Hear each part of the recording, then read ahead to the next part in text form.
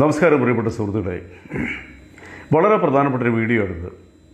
ദയവായി നിങ്ങൾ ഷെയർ ചെയ്യുമല്ലോ. ഈ ആധുനിക ഇന്ത്യയുടെ ചരിത്രം തിരുത്തി കുറിക്കുന്ന ഒരു കരാറുമായി ബന്ധപ്പെട്ട് ഞാനൊരു വീഡിയോ ചെയ്തിരുന്നു കഴിഞ്ഞ ദിവസം. അത് ഫേസ്ബുക്കിൽ തന്നെ ഏതാണ്ട് 10-65 ആളുകൾ കണ്ടു കഴിഞ്ഞു. സ്വാഭാവികമായിട്ടും മോശമായ കമൻറ്റുകളൊക്കെ വരും. അത് നമ്മൾ മൈൻഡ് ചെയ്യേണ്ട ആവശ്യമില്ല. കൺട്രോൾ പോകുന്നവരൊക്കെ ആ രീതിയിൽ പ്രതികരിക്കും. ഇപ്പോൾ എം എം മണി ആശാൻ്റെയൊക്കെ പ്രതികരണങ്ങൾ കേരള പൊതുസമൂഹത്തിന് അംഗീകരിക്കാൻ പറ്റും. പക്ഷേ അദ്ദേഹത്തിനെ നമ്മൾ സഹിക്കേണ്ടി വരുന്നു. വിഷയത്തിലേക്ക് വരാം. അത് വന്നു കഴിഞ്ഞാൽ ഏതെല്ലാം രീതിയിലുള്ള ഗുണങ്ങളാണ് ഇന്ത്യക്ക് ഉണ്ടാകുന്നത് എന്നതിനെക്കുറിച്ച് എൻ്റെ അടുത്ത് മെസ്സേജിലും ഒക്കെ പലരും ആവശ്യപ്പെട്ടു. അതെന്തൊക്കെയാണെന്നതിനെക്കുറിച്ചുള്ളൊരു വീഡിയോ ചെയ്യാവുന്നു. മുഴുവൻ കാര്യങ്ങളെക്കുറിച്ച് പ്രതിപാദിക്കാൻ ഈ ചുരുങ്ങിയ വീഡിയോയിൽ സാധിക്കത്തില്ലെങ്കിലും ചില കാര്യങ്ങൾ ഇതിലൂടെ പറയാൻ ഞാൻ ആഗ്രഹിക്കുകയാണ്. ഒരു രാജ്യം പരിഷ്കൃതമാകുന്നത് ആ രാജ്യത്ത് എല്ലാ ആധുനിക സംവിധാനങ്ങളും ലഭ്യമാകുമ്പോഴാണ്. അതിൽ റോഡുണ്ട്, വാഹനങ്ങളുണ്ട്, മറ്റ് സൗകര്യപ്രദമായിട്ടുള്ള വസ്തുക്കളുണ്ട്. ഇതെല്ലാം അടങ്ങുന്നതാണ് പരിഷ്കൃത സമൂഹം എന്ന് പറയുന്നത്. ഇന്ത്യയെ സംബന്ധിച്ചോളം ഒരു പരിധിവരെ കഴിഞ്ഞ ഒരു പതിറ്റാണ്ടിനിടയിൽ ആ പരിഷ്കൃതമായിട്ടുള്ള പ്രോഡക്റ്റുകളെല്ലാം ലഭ്യമായി തുടങ്ങിയ ഒരു വലിയ കാലമാണ്. നിസ്സാരമായിട്ട് നമ്മൾ പറയാൻ പറ്റത്തില്ല. മൻമോഹൻ സിംഗ് ധനകാര്യമന്ത്രിയായിരുന്ന കാലത്താണ് നമ്മുടെ ഇന്ത്യയുടെ ഡോറുകൾ വിദേശങ്ങളിലേക്ക് ഓപ്പൺ ചെയ്യുന്നത്. അതിനു മുമ്പ് ഒരു പേസ്റ്റ് കിട്ടണമെങ്കിൽ, ഒരു ലൈറ്റർ കിട്ടണമെങ്കിൽ കള്ളക്കടത്തിലൂടെ നമുക്ക് കിട്ടണമായിരുന്നു. അപ്പോൾ നമ്മളെ അടച്ചിട്ടിരിക്കുമായിരുന്നു. ഇതാണ് അരനൂറ്റാണ്ട് കാലത്തോളം ഈ രാജ്യം ഭരിച്ച കോൺഗ്രസ് ഭരണകൂടം. അതിൽ മാറ്റം വന്നത് നരസിംഹറാവു പ്രധാനമന്ത്രിയായപ്പോഴാണ്. അതും വളരെ റെസ്ട്രിക്ഷനോടുകൂടി മാത്രമേ ഉള്ളൂ. ഇപ്പോൾ സംഭവിച്ചിരിക്കുന്നതാണ് ഞാൻ കഴിഞ്ഞ വീഡിയോ സൂചിപ്പിച്ചു. അമേരിക്കൻ പ്രസിഡന്റ് ട്രംപ് ഇന്ത്യക്കെതിരെ ചുമത്തിയിരിക്കുന്ന താരിഫ് ഇപ്പോൾ 70%. ആ താരിഫിനോട് തന്നെ ഇന്ത്യൻ സമ്പദ്ഘടനയുടെ ഇന്ത്യയുടെ കയറ്റുമതിയെയും കൂച്ചുവിലടങ്ങുന്ന ഒരു തീരുമാനമാണ്.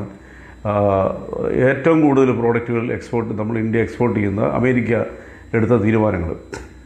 അതിനെക്കുറിച്ച് ഞാൻ വിശദമായിട്ട് സംസാരിച്ചു. പക്ഷേ അതുമായിട്ട് സംബന്ധിച്ച് ട്രംപുമായിട്ട് നേരിൽ കണ്ട് സംസാരിച്ച് അത് മാറ്റാൻ നമ്മുടെ ഇന്ത്യൻ ഭരണകൂടം തയ്യാറാകാത്തതിനെക്കുറിച്ച് ഞാൻ പറഞ്ഞല്ലോ, ഞാനും പല വീഡിയോയിലും മുൻപ് വിമർശിച്ചിട്ടുണ്ട്. അത് അന്നത്തെ നമ്മളുടെ വീക്ഷണം അങ്ങനെയായിരുന്നു. പക്ഷേ അതിന് ഞാൻ ആ കഴിഞ്ഞ വീഡിയോയിൽ മാപ്പ് വരെ ചോദിച്ചു. കാരണം ഇപ്പോഴാണ് ഇതിൻ്റെ വസ്തുതകളെല്ലാം പുറത്തു വരുന്നത്. കാരണം നമ്മുടെ മാധ്യമങ്ങളൊന്നും ഇതൊന്നും തുറന്ന് നമ്മുടെ അടുത്ത് കാണിക്കത്തില്ല. കാരണം എന്തുകൊണ്ടാണ്? BJP വിരോധം. പക്ഷേ എങ്കിൽ നമുക്ക് കുറച്ച് കാര്യങ്ങൾ വളരെ പതിയാണെങ്കിൽ ബോധ്യപ്പെട്ടതിൻ്റെ പേരിലാണല്ലോ എന്നെപ്പോലുള്ളവരൊക്കെ മാറ്റി ചിന്തിച്ചതും ഈ പറയുന്ന ഈ നെഗറ്റീവ് ചിന്താഗതിയിൽ നിന്നും രക്ഷപ്പെട്ടതും. ഇപ്പോൾ കഴിഞ്ഞ വീഡിയോയിൽ ഞാൻ സൂചിപ്പിച്ചിരുന്നു, ഇന്ത്യ ചരിത്രത്തിലെ ഏറ്റവും വലിയ യൂറോപ്യൻ യൂണിയനുമായിട്ടുള്ള കരാറിലേക്ക് കടക്കുന്നു എന്ന് പറഞ്ഞു. കഴിഞ്ഞ ദിവസം ആ കരാർ ഒപ്പിട്ട് കഴിഞ്ഞു. ആ കരാർ എന്ന് പറയുന്നത് ഒരുപക്ഷെ ലോക ചരിത്രത്തിലെ തന്നെ ഏറ്റവും ശ്രദ്ധേയമായ ഒരു വാണിജ്യ കരാറാണ്. അത് 27ഓളം യൂറോപ്യൻ രാജ്യങ്ങളുടെ സംഗമമായ യൂറോപ്യൻ യൂണിയൻ വന്ന് ഒപ്പിട്ടിരിക്കുന്ന ഈ കരാർ എന്ന് പറയുന്നത് ഇന്ത്യയുടെ ചിത്രം തന്നെ അടിമുടി മാറി എന്ന കാര്യത്തിൽ യാതൊരു തർക്കവുമില്ല. നിങ്ങളുടെ 1-2 കാര്യങ്ങളെക്കുറിച്ച് മാത്രം ഞാൻ പറയാം. അതായത് കഴിഞ്ഞ 19 വർഷമായിട്ടുള്ള ചർച്ചകളുടെ കഴിഞ്ഞ 8-9 വർഷമായിട്ട് ചർച്ചകൾ കുറച്ചുകൂടെ സ്പീഡ് കൂട്ടി ഇങ്ങനൊരു അത്ഭുത കരാറിലേക്ക് എത്തിയതിന് ആദ്യമായിട്ട് തന്നെ ഈ രാജ്യം ഭരിക്കുന്ന BJP സർക്കാരിന് നരേന്ദ്രമോദിജിക്കും ഒരു ബിഗ് സല്യൂട്ട്. ആ ബിഗ് സല്യൂട്ട് ഒരുപക്ഷെ ഞാനീ പറയുന്നത് മുഴുവൻ കേട്ട് കഴിയുമ്പോൾ നിങ്ങൾക്കും തോന്നുന്നു സല്യൂട്ട് കൊടുക്കണം എന്നുള്ളവരും. കാരണം എന്താ അറിയുമോ? നമ്മളിൽ മിക്കവരും ഇപ്പോൾ വിദേശ രാജ്യങ്ങളിൽ പ്രത്യേകിച്ച് കേരളത്തിൽ നിന്ന് വിദേശങ്ങളിൽ യാത്ര ചെയ്യാത്തവർ വളരെ കുറവാണ്. ഇപ്പോൾ നമ്മുടെ തേക്കടിയിലേക്കോ അല്ലെങ്കിൽ തേക്കടിയല്ല, ഉത്തരേന്ത്യൻ കാശ്മീരിലോ അല്ലെങ്കിൽ സിംല അങ്ങനെയുള്ള സ്ഥലങ്ങളിലേക്ക് പോകുന്ന എക്സ്പെൻസീവ് ഒരുപാട് നമുക്ക് തായ്ലൻഡ്, ശ്രീലങ്ക, മലേഷ്യ പോലുള്ള രാജ്യങ്ങളിലേക്ക് പോയി വരാനുള്ളൂ. പക്ഷേ അതിലും കുറവേ വരത്തുള്ളൂ. അപ്പോൾ നമ്മൾ അവിടുത്തെ ഇന്ത്യ എന്ന് പറയുന്ന ബൃഹത്തായ രാജ്യം, ലോകത്തെ സമ്പദ്ഘടനയിൽ 4ാം സ്ഥാനത്തുള്ള, ലോകത്തെ ഏറ്റവും വലിയ ജനാധിപത്യമുള്ള, ഏറ്റവും കൂടുതൽ ജനങ്ങൾ വസിക്കുന്ന ഈ രാജ്യത്തെ ഇപ്പോഴും പല കാര്യങ്ങളും നമ്മൾ അപ്രാപ്യമാണ് എന്നത് നമുക്ക് വളരെ ബോധ്യവും. പ്രത്യേകിച്ച് വാഹന വിപണി നിങ്ങൾ ആലോചിച്ച് നോക്കൂ. നമ്മളിവിടെ ഒരു വാഹനങ്ങളൊക്കെ ഇൻട്രൊഡ്യൂസ് ചെയ്ത് ഈ വാഹന പ്രൊമോട്ടേഴ്സ് നമ്മൾ വീഡിയോയിലൂടെ യൂട്യൂബിലൊക്കെ കാണുമ്പോൾ നമ്മൾ കരുതി ലോകത്തിലെ ഏറ്റവും നല്ല വണ്ടി ഇതായിരിക്കുന്നത്. അവരങ്ങനെയാണ് പറഞ്ഞു തരുന്നത്. പക്ഷേ ഇതിൽ പലതും വിദേശങ്ങളിൽ ഔട്ട്ഡേറ്റഡ് ആയിട്ടുള്ള മോഡലുകളാണ്. അതാണ് നമ്മൾ മനസ്സിലാക്കേണ്ടത്. അതായത് ഇപ്പോൾ ഒരു ചെറിയ ഉദാഹരണം പറയാം. മാരുതി സ്വിഫ്റ്റ് എന്ന് പറഞ്ഞ വണ്ടി ഇന്ത്യയിൽ ഇറങ്ങിയിട്ട് എത്ര വർഷമായി? ഏതാണ്ട് 10-20 വർഷക്കാലത്തോടായി. ഞാനൊരിക്കൽ അമേരിക്കയിൽ ജോലി ചെയ്യുമ്പോഴാണോ അതിന് ശേഷമാണ് പോയപ്പോൾ, എന്തായാലും 10-15 വർഷങ്ങൾക്ക് മുമ്പാണ്, 10-20 വർഷത്തിലായിട്ടുണ്ടെന്ന് എനിക്ക് തോന്നുന്നത്. അവിടെ ഞാനൊരു SUV-യിൽ യാത്ര ചെയ്തു. ഞാൻ വർക്ക് ചെയ്ത സ്ഥാപനത്തിൻ്റെ പാർട്ട്ണറെയാണ്. ആ വണ്ടിയുടെ ബാക്കിൽ എഴുതിയിരിക്കുന്നത് പിന്നെ സ്വിഫ്റ്റ് എന്നാണ്. അപ്പോൾ ഞാനോട് ഇയാളോട് ചോദിച്ചു, ആ വണ്ടി SUV ആണ്, നമ്മുടെ ഇന്നോവയുടെക്കാളൊക്കെ ഭയങ്കര സൗകര്യങ്ങൾ, സൂപ്പർ ഒരു വണ്ടി.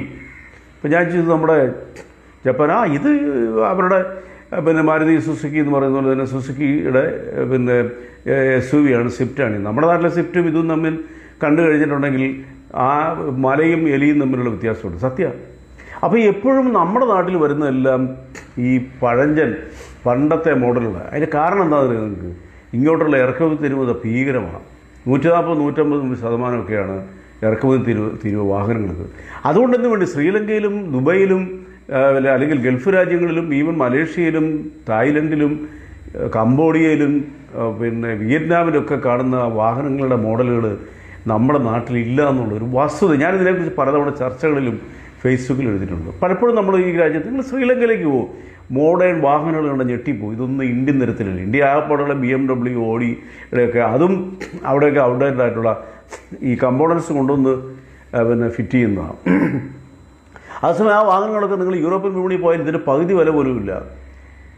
അപ്പോൾ നമ്മൾ ഈ വിദേശ രാജ്യങ്ങളിൽ ഗൾഫിലാണെങ്കിലും യൂറോപ്പിലായാലും US-ലൊക്കെ പോകുമ്പോൾ വാഹനങ്ങൾ കാണുമ്പോൾ നമ്മളിങ്ങനെ കൊതിയോടെ നോക്കി നിൽക്കും. ഇതെന്താ ഇന്ത്യയിൽ വരാത്തത്? ഇന്ത്യയിൽ ടൊയോട്ടയുടെ പിന്നെ ഇന്നോവ വന്നപ്പോൾ എന്നോ വാർത്തയായിരുന്നു ഇവിടെ. അത് ഗൾഫിൽ ദുബായിലും മറ്റൊക്കെ മീൻപിടുത്തത്തിന് ഉപയോഗിക്കുന്ന വണ്ടി, അവിടെ അത് ഔട്ട്ഡേറ്റഡ് ആയതിനു ശേഷമാണ് ഇവിടെ ഇത് വന്നത്. അപ്പോൾ ഇങ്ങനെയുള്ള കാര്യങ്ങളൊക്കെ വരാതിരിക്കാനുള്ള കാരണം, പ്രത്യേകിച്ച് ആധുനിക വാഹനങ്ങളുടെ കൂടുതലും മാനുഫാക്ചർ ചെയ്യുന്നത് ജർമ്മനി പോലുള്ള രാജ്യങ്ങളിലാണ്. ജനറൽ മോട്ടോഴ്സ്, അവിടെയാണ് ഈ ഓഡി, ഈ ബെൻസ്, അതുപോലെ തന്നെ ഈ പിന്നെ BMW പോലെ ഫെരാരി പോലുള്ള വാഹനങ്ങളെല്ലാം അവിടെ നിർമ്മിക്കുന്നതാണ്. പിന്നെ ജപ്പാനിലാണ് ടൊയോട്ട, കൊറിയയിലുണ്ട്. ഇതിൻ്റെ കാരണം വാഹന വിപണിയിൽ ഏറ്റവും ആധുനികമായിട്ടുള്ള ലോകത്തിൽ എവിടെ പോയാലും കാണുന്ന, കുഞ്ഞു രാജ്യങ്ങളിൽ പോലും പോയാൽ കാണുന്ന അതിമനോഹരമായ വാഹനങ്ങൾ, 4 വീലേഴ്സ് നമ്മുടെ നാട്ടിൽ വരാതിരിക്കുന്നതിൻ്റെ കാരണം നമ്മൾ തിരക്കി പോകുമ്പോൾ ഈ തീരുവയാണ് 100-150% ടാക്സ് അടച്ചെങ്കിലേ കൊണ്ടുവരാൻ പറ്റുള്ളൂ. അപ്പോൾ നമ്മൾ മനസ്സിലാക്കണം. അപ്പോഴാണ് ഈ വിദേശത്തോട് മലയാളികളും ഇന്ത്യക്കാരും മൂക്കത്ത് വിരൽ വെച്ച് പോകുന്നത്. എന്തുകൊണ്ടാണ് ഈ ചടയടാക്ക് വണ്ടികൾ മാത്രം ഇന്ത്യൻ തരത്തിൽ വരുന്നത്? അപ്പോൾ ഇതിന് ഒരു മാറ്റം വരണമെങ്കിൽ ഇതിനിപ്പോൾ അടിമുടി ലോകത്തിനോടൊപ്പം ഇത്തരം വാഹനങ്ങൾ, ലോകത്തിലെവിടെ ആധുനിക വാഹനങ്ങൾ ഇൻട്രൊഡ്യൂസ് ചെയ്താലും സൈമൾട്ടേനിയസ് ആയിട്ട് നമ്മുടെ രാജ്യത്ത് വരാൻ പോവുക. എന്താ കാരണം? ഈ കരാറിലൂടെ ഇറക്കുമതി തീരുവ കേവലം 10% 40% കുറയുക. ഈ 40% എന്നുള്ളത് മാസങ്ങൾക്കുള്ളിൽ തന്നെ 10% കുറയും. ചിലതിനൊന്നും ഇറക്കുമതി തീരുവില്ലാതെ വരുന്നു. അപ്പോൾ ഇന്ത്യയുടെ മുഖച്ഛായ തന്നെ നമ്മുടെ നിരത്തുകളിൽ തന്നെ മാറുന്നു. അതുപോലെ മെഡിസിൻ, അങ്ങനെയുള്ള ഏത് വസ്തുക്കളും ഇനിയിപ്പോൾ യൂറോപ്യൻ സ്റ്റാൻഡേർഡിൽ അവിടെ പോയി നമ്മൾ വാങ്ങിക്കുന്ന വസ്തുക്കൾ, ചെറുത് ടൂത്ത് പേസ്റ്റ്, ഒരു ബ്രഷ് വരെ ഇന്ത്യയിലേക്ക് വരാൻ പോവുകയാണ്. എന്നാൽ ഇപ്പോൾ നിങ്ങൾ ചോദിക്കുന്ന പിന്നെ എന്തുകൊണ്ടാണ് ഈ 10 വർഷത്തിനോട് നേരത്തെ ഇതാകാൻ പാടില്ലെന്നല്ലോ? ആ ചോദ്യത്തിനുള്ള മറുപടി ഇനി പറയാൻ പോണത്. അത്ര ഒരു കരാറിലേക്ക് വരാനായിട്ടാണ് 19 വർഷമായിട്ട് ഈ രാജ്യം ചർച്ച ചെയ്യുന്നത്. UPA സർക്കാരിൻ്റെ കാലത്ത് ആ ചർച്ചയൊക്കെ വഴിമുട്ടിപ്പോയി. അതേസമയം ഈ ഗവൺമെൻറ് വന്നതിന് ശേഷം നമ്മുടെ പ്രോഡക്റ്റ് അങ്ങോട്ട് ഇവിടെ അയക്കണ്ടേ? നമ്മളുടെ കയറ്റുമതി, നമ്മുടെ സീ ഫുഡ്, നമ്മുടെ ഇതുപോലെ തന്നെ പല പിന്നെ പ്രോഡക്റ്റുകളും, അതുപോലെ തന്നെ പിന്നെ നമ്മുടെ തുകൽ ഐറ്റംസ്, നമ്മുടെ ക്ലോത്ത്, സീ ഫുഡ്സ്, ഇതെല്ലാം അമേരിക്ക വിലക്കി, അമേരിക്ക ഇറക്കുമതി തീരുവ ഭീകരമാക്കിയപ്പോൾ അതൊക്കെ പലയിടത്തും തൊഴിൽ നഷ്ടപ്പെട്ടപ്പോൾ അതിനെതിരെ എന്തുകൊണ്ടാണ് പ്രതികരിക്കാത്തത്? അതിനെ മാറ്റിയെടുക്കാനായിട്ട് എന്തുകൊണ്ട് കേന്ദ്ര സർക്കാർ ശ്രമിക്കുന്നില്ല എന്ന് നമ്മളൊക്കെ വിലപിക്കുകയും കുറ്റപ്പെടുത്തുകയും ചെയ്തപ്പോൾ കാര്യമായ രീതിയിലുള്ള പ്രതികരണങ്ങളൊന്നും നൽകാതെ കണ്ട് അതീവ രഹസ്യമായിട്ട് ഇത്തരം ലോകത്തിൻ്റെ തന്നെ നെറുകയിലെത്തുന്ന ഒരു കരാറിന് വേണ്ടിയിട്ട് ഈ ഗവൺമെൻറ് ശ്രമിക്കുക എന്നുള്ളതാണ് ഞാൻ ആദ്യം ബിഗ് സല്യൂട്ട് നൽകിയത്. അപ്പോൾ നമ്മുടെ പ്രോഡക്റ്റുകൾ അങ്ങോട്ട് കയറ്റി അയക്കാനും അത് അവിടെ നിന്നുള്ളത് ഇങ്ങോട്ട് വരാനായിട്ടുള്ള സംയുക്തമായിട്ട് കരാർ വരണമെങ്കിൽ 1, 2, 3 ദിവസം കൊണ്ട് നടക്കത്തില്ല. അതായത് അമേരിക്കൻ പ്രസിഡന്റ് ഇന്ത്യക്കെതിരെ ഈ 100% പിന്നെ തീരുവ യൂറോപ്യൻ രാജ്യങ്ങൾ പിന്നെ തീരുവ പ്രഖ്യാപിക്കണമെന്ന് പറഞ്ഞിട്ടും യൂറോപ്യൻ രാജ്യങ്ങൾ അംഗീകരിച്ചില്ല. ഒടുവിൽ അതിനെതിരെ അയാൾ 10% തീരുവ പ്രഖ്യാപിച്ചു. 2 ദിവസം കൊണ്ട് അമേരിക്കൻ ഗവൺമെൻറ് യൂറോപ്പിനെതിരെയുള്ള 10% തീരുവ പിൻവലിക്കേണ്ട വന്നു. യൂറോപ്പ് 27ഓളം യൂറോപ്യൻ രാജ്യങ്ങൾ, യൂറോപ്യൻ യൂണിയൻ ഒറ്റക്കെട്ടായിട്ട് ഇന്ത്യക്ക് അനുകൂലമായിട്ട് നിന്നു. അവർക്കറിയാം, എന്താ അറിയാവുന്ന, ഒരു കാലത്ത് അമേരിക്ക പറഞ്ഞാൽ മൂത്രമൊഴിക്കാൻ പോലും ഭയക്കുന്ന രാജ്യങ്ങളും അനുസരണമുള്ള രാജ്യങ്ങളായിരുന്നു ഈ യൂറോപ്യൻ രാജ്യങ്ങൾ. പക്ഷേ യൂറോപ്യൻ രാജ്യങ്ങൾ ഇപ്പോൾ അമേരിക്കയെ അവഗണിച്ചുകൊണ്ടിരിക്കുന്നു. കാരണം തങ്ങളുടെ സാമ്പത്തിക ശേഷിയും ലോകത്തിലെവിടെ ഉക്രൈനിൽ റഷ്യ യുദ്ധമാണെങ്കിലും ഇസ്രായേൽ ഗാസ യുദ്ധമാണെങ്കിലും ലോകത്തിലെവിടെ എന്ത് പണി അമേരിക്ക നടത്തിയാലും ഈ യൂറോപ്യൻ യൂണിയനെ രഹസ്യമായിട്ട് കൂട്ടിച്ചേർത്ത് അവരുടെ സമ്പദ്ഘടന താത്തിക്കൊണ്ടിരിക്കുകയാണ്. അപ്പോൾ അതൊക്കെ വെളിവായപ്പോഴാണ് അവർക്ക് മനസ്സിലായത് ഈ ലോകത്തിൽ ഇരച്ച് കുതിച്ചുകൊണ്ടിരിക്കുന്ന ഇന്ത്യൻ ഭരണഘടന അല്ലെങ്കിൽ ഇന്ത്യൻ സാമ്പത്തിക ഘടനയോടൊപ്പം ഇന്ത്യയോടൊപ്പം ചേരണം എന്ന ബുദ്ധി അവർ കുതിക്കുകയും അതുകൊണ്ടാണ് അതിനെ മനോഹരമായ രീതിയിൽ ചർച്ചയിലൂടെ ആധുനിക ലോകത്തിൻ്റെ ചരിത്ര പ്രാധാന്യമുള്ളൊരു വാണിജ്യ കരാറിലേക്ക് ഈ 27 രാജ്യങ്ങളടങ്ങുന്ന യൂറോപ്യൻ യൂണിയനെ കൊണ്ടെത്തിക്കുകയും കഴിഞ്ഞ ദിവസം അത് ഒപ്പിടുകയും ചെയ്തു. ഒരുപക്ഷെ ഇന്ത്യയുടെ ചരിത്രത്തിൽ, ഒരുപക്ഷെ ലോക ചരിത്രത്തിൽ ലോകത്തെ ഏറ്റവും സമ്പദ്ഘടന ഒന്നാം സ്ഥാനത്തുള്ള അമേരിക്കയുടെ ശാസനങ്ങൾക്കും തിട്ടൂരങ്ങൾക്കും വകവയ്ക്കാതെ കണ്ട് അതിന് സമാന്തരമായി അതിനേക്കാളും വെല്ലുന്ന രീതിയിൽ ഇന്ത്യയെ സ്വപ്നതുല്യമായ ഉയരത്തിലേക്ക് എത്തിച്ച ഈ കേന്ദ്ര സർക്കാരിൻ്റെ ഈ വാണിജ്യ കരാറ്, ഈ യൂറോപ്യൻ യൂണിയനുമായിട്ടുള്ള വാണിജ്യ കരാറ് മാസങ്ങൾക്കുള്ളിൽ നമ്മുടെ നിരത്തുകളിൽ പോലും കാണാൻ പറ്റും. നമ്മുടെ നിരത്തുകളിലെ വർണ്ണനകളും പല വർണ്ണവിസ്മയങ്ങളും പുതിയ മോഡലുകളും അത് തന്നെയുമല്ല വില കുറച്ച് വാങ്ങിക്കാനുള്ള ഇന്ത്യക്കാരൻ്റെ അവകാശവും നിങ്ങൾ യൂറോപ്പിലും മറ്റ് രാജ്യങ്ങളും ഒരു വാഹനം വാങ്ങിക്കുന്ന അതേ വില, ഒരുപക്ഷെ അതിലും കുറച്ചുകൂടെ താഴ്ത്തിയ വിലയിൽ അതേ വാഹനം ഇന്ത്യക്കാരന് വാങ്ങിക്കാനുള്ള അവസരമാണ് വർഷങ്ങൾ നീണ്ട ചർച്ചകളിലൂടെ അമേരിക്കയുടെ ശക്തമായ എതിർപ്പിനെ അവഗണിച്ചുകൊണ്ട് യൂറോപ്യൻ യൂണിയനുമായിട്ട് ഈ ഗവൺമെൻറ് ഒപ്പിട്ട കരാറെന്നുള്ള പറയുന്നത്. നിങ്ങൾ ഇന്ത്യക്ക് വെളിയിൽ വാങ്ങിക്കുന്ന ടൂത്ത് പേസ്റ്റും ടൂത്ത് ബ്രഷ് പോലും എത്രയോ ക്വാളിറ്റി കുറഞ്ഞാണ്, ഒരേ ബ്രാൻഡ്. ഞാനൊക്കെ എത്രയോ സ്ഥലത്ത് നോക്കി പരീക്ഷിച്ചിട്ടുണ്ട്. എന്താ കാരണം? ഇന്ത്യയിലേക്ക് ഇറക്കുന്നതിനെല്ലാം ക്വാളിറ്റി കുറവാണ്. ഇതൊരു വസ്തുതയാണ്. നിങ്ങൾ തന്നെ ഇപ്പോൾ വിദേശത്ത് പോകുന്നൊരു ആലോചിച്ച് നോക്കൂ. നമ്മുടെ ഒരേ നെയിമിലുള്ള പ്രോഡക്റ്റുകൾ. അതുകൊണ്ടല്ലേ ഈ വിദേശത്ത് നിന്നുള്ള മലയാളി വരുമ്പോൾ പലതും ഇങ്ങോട്ട് കൊണ്ടുവരുന്നത്. അതെല്ലാം ഇനി ഗുഡ് ബൈ. ഇതെല്ലാം ഒരേ സമയം ഇന്ത്യൻ മാർക്കറ്റിൽ വരുന്നു. അതിനുള്ള അവസരം ഈ രാജ്യത്തെ ജനങ്ങൾക്ക് കരുതി കൊടുത്ത ലക്ഷക്കണക്കിന് ആളുകൾക്ക് തൊഴിൽ വരാൻ പോകുന്ന, ഇനി ഇങ്ങോട്ട് വിദേശ രാജ്യത്തെ പല മാനുഫാക്ചറിങ് സെഗ്മെൻറ്റുകളും മോട്ടോർ വാഹന വിപണിയായാലും മറ്റ് പലതാണേലും പ്രത്യേകിച്ച് യൂറോപ്യൻ യൂണിയനിൽ അത് നമ്മുടെ നാട്ടിലേക്ക് വരുമ്പോൾ നമ്മൾ തുല്യമായ, അതായത് ഉപഭോഗ വസ്തുക്കൾ പോലും അവിടുത്തെ പോലെ കൈവെള്ളയിൽ കിട്ടുന്ന ഒരു രാജ്യമായി ഇന്ത്യയെ മാറ്റിയ ഈ ഗവൺമെൻറ്റിന് സത്യത്തിൽ സല്യൂട്ട് കൊടുക്കാതിരിക്കാൻ പറ്റുമോ? അതാണ് പറയുന്നത്. നമ്മളൊക്കെ ചിന്തിച്ച് നോക്കുമ്പോൾ നമ്മൾ ചുമ്മാ വെറും പക്ക രാഷ്ട്രീയ ശത്രുതയുടെ പേരിൽ, BJP ശത്രുതയുടെ പേരിലും മോദി ശത്രുതയുടെ പേരിലും ഒക്കെ നമ്മളെ ചുമ്മാ ഈ തെറ്റായ കാര്യങ്ങൾ പഠിപ്പിച്ച കുറേ മാധ്യമങ്ങൾ നിരന്തരം ഇതിനെതിരെ എന്തോ അവർ കേരളത്തിലേക്ക് വന്നു കഴിഞ്ഞാൽ കേരളം ദുരന്തമാവുമെന്നൊക്കെ പറഞ്ഞ് പേടിപ്പിച്ച് തലമുറകളുടെ അവസരങ്ങൾ പോലും നഷ്ടപ്പെടുത്തി നാളുകളിൽ കേരളത്തിലെ തലമുറകൾക്ക് ജീവിക്കാൻ പറ്റാത്ത അവസ്ഥയിലേക്ക് എത്തിച്ചതിൻ്റെ കുറ്റബോധത്തോടുകൂടിയാണ് എന്നെപ്പോലുള്ളവർ കളം മാറി ചവിട്ടാൻ ബാധ്യസ്ഥരായത്. അതാണ് ഇപ്പോൾ ഇവിടെ നടന്നുകൊണ്ടിരിക്കുന്നത്. നമ്മൾ മനസ്സിലാക്കേണ്ട വേറൊരു വസ്തുത എന്ന് പറയുന്നത് ലോകത്തിനൊപ്പം സഞ്ചരിക്കാനുള്ള രാജ്യത്തിൻ്റെ അവകാശവും രാജ്യത്തെ ജനങ്ങളുടെ അവകാശത്തെയും എസ്പെഷ്യലി കേരളത്തിലെ ജനങ്ങളുടെ അവകാശത്തെയും വെല്ലുവിളിച്ചവർ ഇപ്പോൾ കണ്ടില്ലേ, വരുന്ന വാർത്തകളൊക്കെ രക്തസാക്ഷി ഫണ്ട് വരെ മുക്കുക. അതിപ്പോൾ ഓരോന്നോരോന്ന് പുറത്തു വന്നുകൊണ്ടിരിക്കുക. എന്താണ് കൊലവിളി നടത്തുക. അത് ആലോചിച്ച് നോക്കൂ. ഇപ്പോൾ KV തോമസ്, ബഹുമാനപ്പെട്ട KV തോമസ് 37ാമത്തെ വയസ്സിൽ MP ആയ മനുഷ്യനാണ്. അയാൾ 6-7 തവണ ലോക്സഭയിൽ പോയി, സംസ്ഥാന മന്ത്രി, കേന്ദ്രമന്ത്രി, അക്കൗണ്ട്സ് കമ്മിറ്റിയുടെ ചെയർമാനൊക്കെ ആയിട്ടിരുന്ന മനുഷ്യൻ ഒരു സുപ്രഭാതത്തിൽ CPM-നോടൊപ്പം ചേർന്നപ്പോൾ കോൺഗ്രസ്സുകാരെങ്കിലും ഇയാളെ കൊല്ലണം, ഇയാളെ കൊന്നു തള്ളണം പറഞ്ഞിട്ടുണ്ടോ? പറഞ്ഞിട്ടില്ല. അങ്ങനെ എത്രയോ പേര് കളം മാറിയിരിക്കുന്നു.